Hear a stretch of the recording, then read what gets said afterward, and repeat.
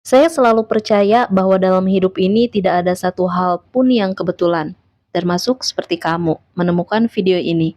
Entah kenapa kok bisa mengundang kamu untuk masuk ke dalam video ini. Hai, ada saya Siti Nurdianti, sahabat baik kamu. Izinkan saya untuk menjawab dari doa-doa yang pernah kamu panjatkan kepada Tuhannya.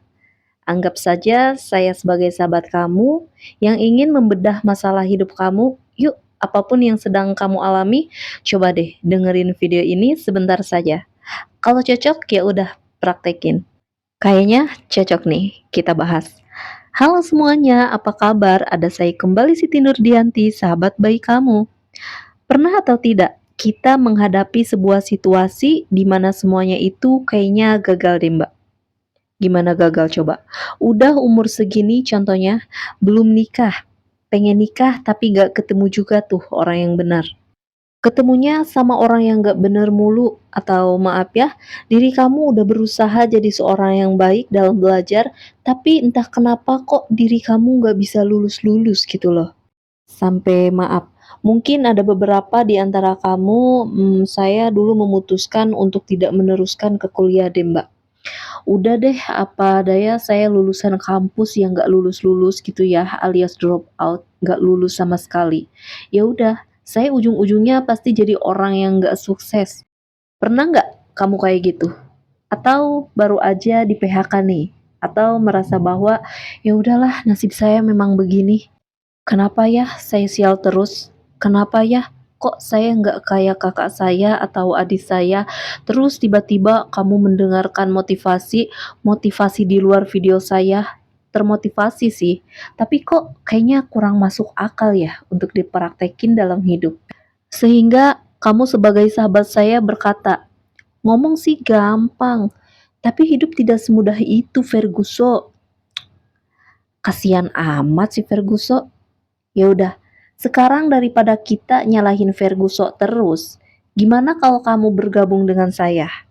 Masuk ke dalam frekuensi hidup yang seizin Tuhan bisa membuat saya ada di detik ini. Mau ya? Gini, dalam hidup itu sebenarnya sederhana loh. Dengerin baik-baik. Kamu harus menganggap hidup ini seperti sebuah pacuan kuda. Pernah nonton pacuan kuda nggak? Nah, kalau kita lagi nonton pacuan kuda, sekarang saya mau tanya, yang penting itu kudanya atau menangnya? Jawab. Hayo, saya ulangi pertanyaan saya ya. Kamu lihat pacuan kuda nih. Nah, tahu dong pacuan kuda? Kuda balapan lah. Yang penting tuh mana sih kudanya atau menangnya?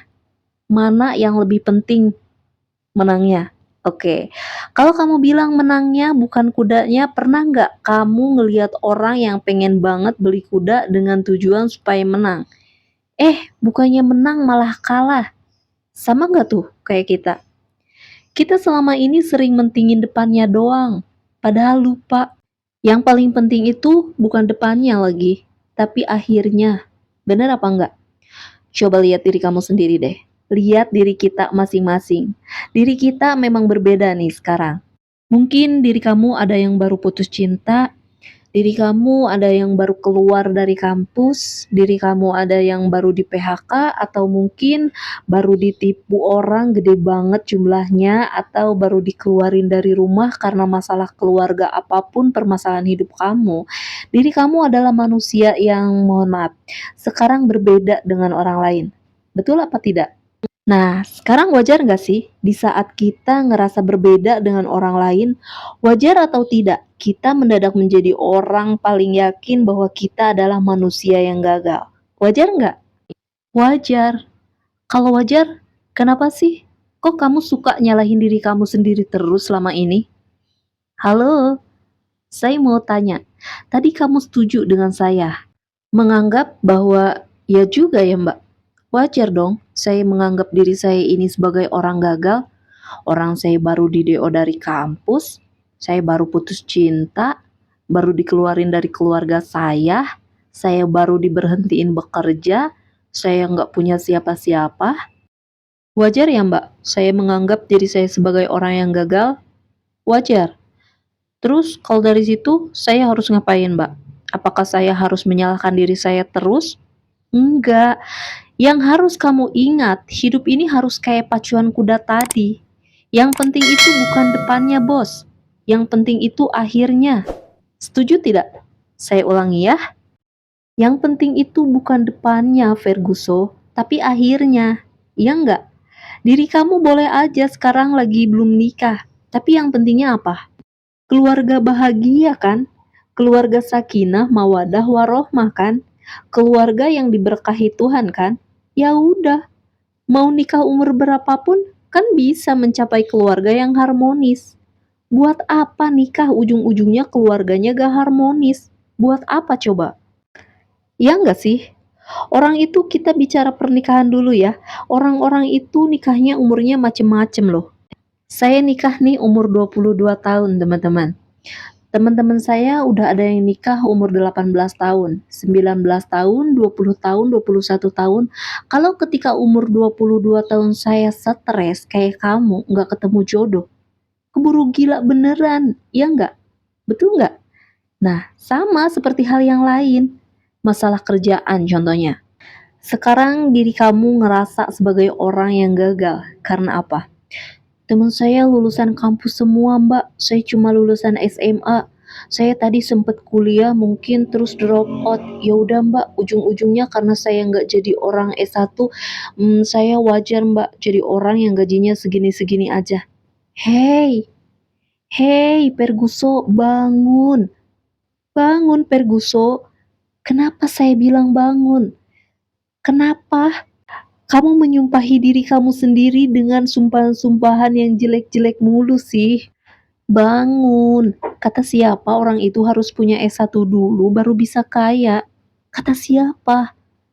Kata siapa juga orang itu harus S1 dulu baru bisa menebar manfaat? Kata siapa?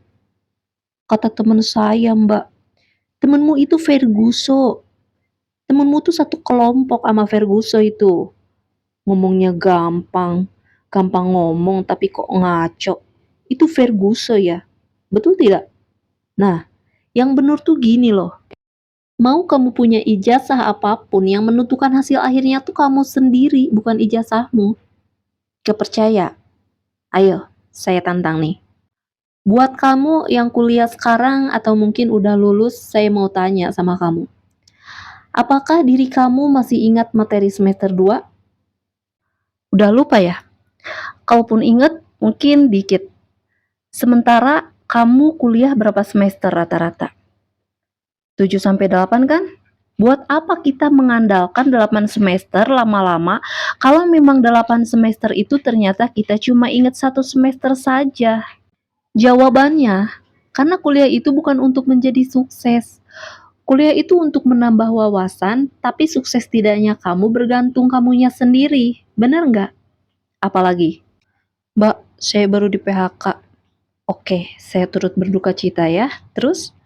Karena saya baru di PHK, saya berarti jadi orang yang kayaknya gagal deh, Mbak. Saya udah cari pekerjaan ke sana kemari, tapi nggak ketemu. Nah, ini nih, ini salahnya kamu. Dengerin ya, dengerin. Kalau kamu punya permasalahan yang sama, ini penting. Saya nggak tahu kenapa di dunia ini, terutama di Indonesia, maaf ya, banyak banget orang yang berpikir bekerja itu harus dicari. Padahal saya pernah buat video di channel saya berkata begini, bekerja itu bukan dicari, tapi dibuat. Saya ulangi, bekerja itu bukan dicari, tapi dibuat. Dibuat kesempatannya, dibuat pekerjaannya, dibuat duitnya. Kalau kamu mencari pekerjaan gak ketemu, itu berarti sama Tuhan kamu diarahkan untuk membuat pekerjaan, bukan mencari terus. Kenapa sih kita suka menyalahkan takdir kita sendiri, mengatakan bahwa saya harusnya begini loh. Kalau nggak begini itu salah. Kata siapa? Bukan berarti teman kamu kerja di kantoran terus kamu harus kerja di kantoran kan? Atau mungkin bukan berarti orang tuamu dokter terus kamu harus jadi dokter kan? Masing-masing orang punya takdirnya masing-masing loh. Saya bisa di titik ini karena dulu saya tidak mengikuti teman saya yang kerja di kantoran. Banyak yang nawarin, banyak, gajinya gede. Tapi saya tahu kalau saya mengambil itu saya membohongi diri saya sendiri. Karena jiwa saya bukan pekerja kantoran. Mungkin kalau kamu jiwanya jiwa pekerja kantoran, saya dukung. Tapi kalau saya enggak. Nah, sekarang coba lihat jiwa kamu deh. Jiwa kamu nih sebagai manusia, jiwanya kemana? Halo, jiwanya jiwa apa? Apakah jiwa kamu nih jiwa orang yang suka lagu? Ya udah, bikin musik dong. Apa jiwa kamu nih jiwa orang yang suka buat pakaian? Buat pakaian. Atau jiwa kamu nih suka buat konten-konten lucu? Buat konten-konten lucu. Ingat, pekerjaan itu dibuat kesempatannya, dibuat karyanya, dan dibuat duitnya. Semua tuh dibuat, bukannya nunggu, bukannya dicari. Ini udah bukan zamannya sidul anak sekolahan lagi, bukan. Udah beda zamannya, maaf. Nah, sekarang coba sampai menit ke-10 ini aja. Udah banyak nggak pikiran kamu yang terbuka? Sadar kan bahwa emang iya ya Mbak, ternyata yang Mbak Siti bilang bener juga nih. Yang paling penting itu kan hasil akhirnya ya. Iya, yang paling penting itu finishnya. Mau kita main bagaimanapun selama tidak melanggar peraturan dan hukum, itu nggak penting. Yang penting finishnya. Finish kagak? Finish. Ya udah, selesai perkara. Iya kan? Mau kamu kuliah atau enggak, sukses enggak? Itu yang penting. Mau nikahnya umur berapa, bahagia tuh keluarga itu yang penting. Apalagi, mau kamu kerjanya apa, bisa nafkahin orang dengan baik nggak? Halal nggak tuh duit? Itu yang penting. Bener nggak sih? Kok gitu aja repot? Halo, kenapa sih kelamaan bergaul sama Ferguso ya? Ya ampun, udah ya, jangan bergaul lagi dengan Ferguso. Bergaul aja dengan channel video saya tuh.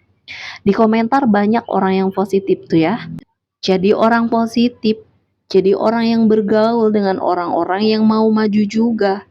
Bukan orang yang cuma duduk nongkrong tapi dia nggak tahu mau jadi apa. Diri kamu berharga loh. Lebih berharga dari apa yang pernah kamu pikirkan tentang diri kamu sendiri ya. Hanya saja nggak ada tuh orang yang mungkin bisa membuka pikiran kamu seperti halnya saya, sahabat virtual kamu di video ini. Tonton video ini berulang kali deh, renungkan. Kemudian tanyakan, bukankah apa yang saya katakan lagi-lagi benar buat hidup kamu? Praktekan ya, apa yang saya katakan di video ini. Karena ini nyata loh, sesuai dengan apa yang saya alami sendiri. Jika kamu suka dengan video saya ini, coba klik jempol ke atasnya dulu, silahkan. Sudah? Terima kasih. Masih ada saya, Siti Nurdianti, sahabat baik kamu. Tetaplah semangat, teruslah berbagi, dan saling menyayangi. Bye-bye.